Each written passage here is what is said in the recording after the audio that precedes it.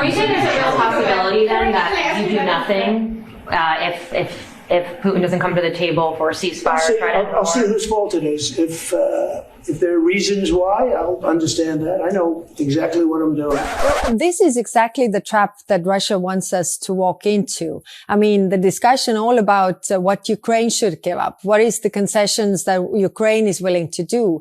Whereas we are forgetting that Russia hasn't made one single concession, and they are the ones who are the aggressor here. As Trump walked around the Oval Office bragging about a picture he received from Vladimir Putin showing them as BFFs, the EU's foreign policy chief Kaja Kalas was on hand to pour cold water on all the gushing, saying that the Kremlin was basically scoffing at the US president's attempts to bring peace to Ukraine. Today, Trump hosted head of FIFA Gianni Infantino in the Oval Office to announce the World Cup draw will be held at the Kennedy Center in December. And in a just outright bizarro moment, Trump ran to a drawer to bring out a photograph of him and Putin before saying that the Russian president may attend the World Cup co-hosted by the US, Canada, and Mexico. I thought you'd all like to see it. That's a man named Vladimir Putin, who I believe will be coming, depending on what happens. He may be coming and he may not, depending on what happens. We have a lot of things happening over the next couple of weeks. But I thought it was a nice picture of him. Okay of me, but nice of him. So that was very nice that it was sent to me. Okay? And I swear, at this point, the SNL skits just write themselves. In a matter of seconds after he discussed the flourishing bromance, a reporter asked him point blank, was he happy with Putin's latest attack on Ukraine after Trump claimed things were on the up and Putin wants to make a deal? Mr. President, on that subject, have you talked to Vladimir Putin about the fact that yesterday a big US factory was hit in a Russian airstrike in Ukraine? What's your reaction to that? I told him I'm not happy about it. And I'm not happy about anything having to do with that war. I said I settled 7 wars, and actually, if you think about pre-wars, add 3 more, so it would be 10. I thought this would be in the middle of the pack in terms of difficulty. No, I'm not happy about anything about that war.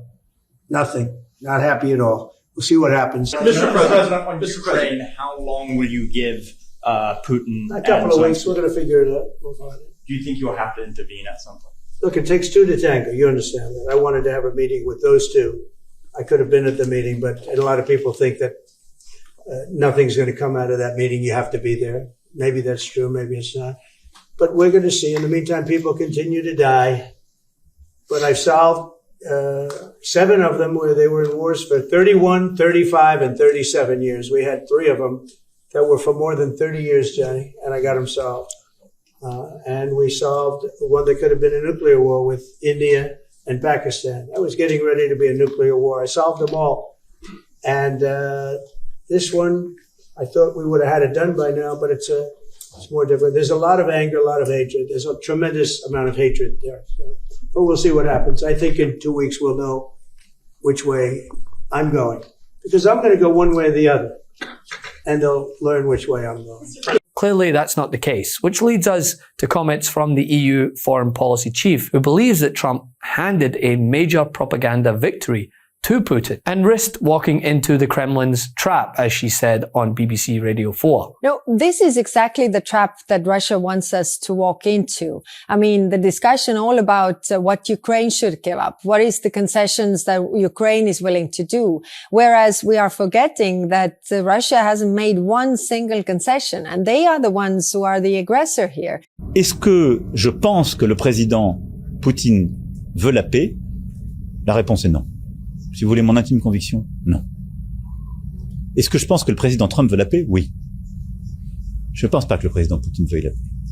Je pense qu'il veut la capitulation de l'Ukraine. C'est ça qu'il a proposé.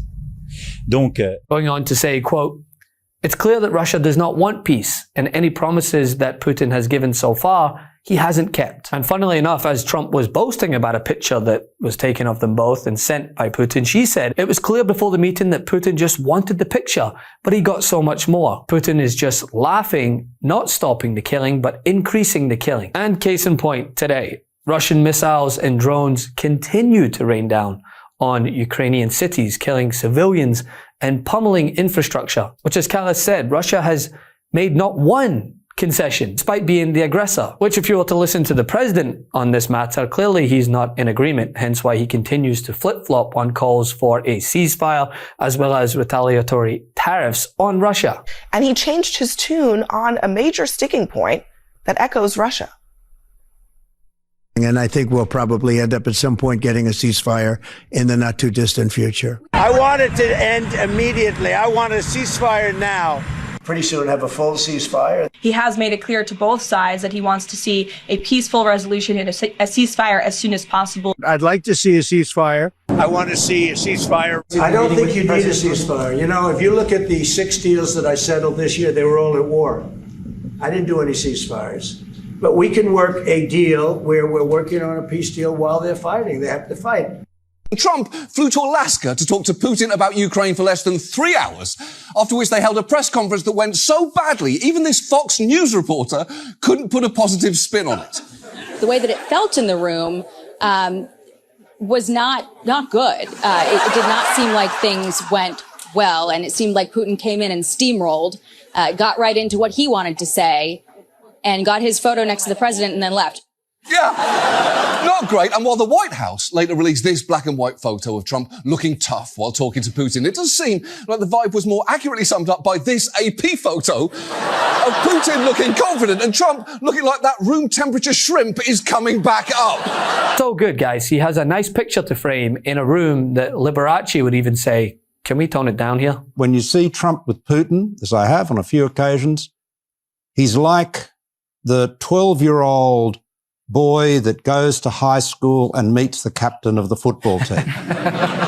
Oh, my hero. It is really creepy. It's really creepy. Now, and that struck you at the time? Oh, absolutely. It struck everybody. It was like you could touch it. It was creepy. The creepiness was palpable. Are you trying to say they're having a bromance? No, I'm not saying. I'm just telling you what I saw. Regrettably, the Republican Party under Donald Trump, and particularly the right wing of the Republican Party, are very sympathetic to Vladimir Putin. I mean, I've been with Trump and Putin.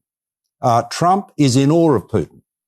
Tyrants are often popular. You see, the key to democracy, liberal democracy, is that it empowers the majority, but it also, through the rule of law, constrains the majority. And if you get to the point where anybody who can muster a majority, and I don't think Trump can do that, by the way, but anyone who can muster a majority is given absolute power and then can do whatever they like to the minority, that's not a democracy. That is a tyranny. That is an autocracy.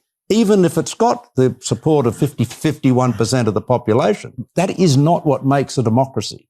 A democracy, as we understand it, is one where the rule of law protects all citizens and the rule of law applies to all citizens, whether they're the president or the prime minister or an ordinary, elector. The truth is more important than ever. Check out our new Truth Over Lies collection at store.MeidasTouch.com. All 100% USA union made.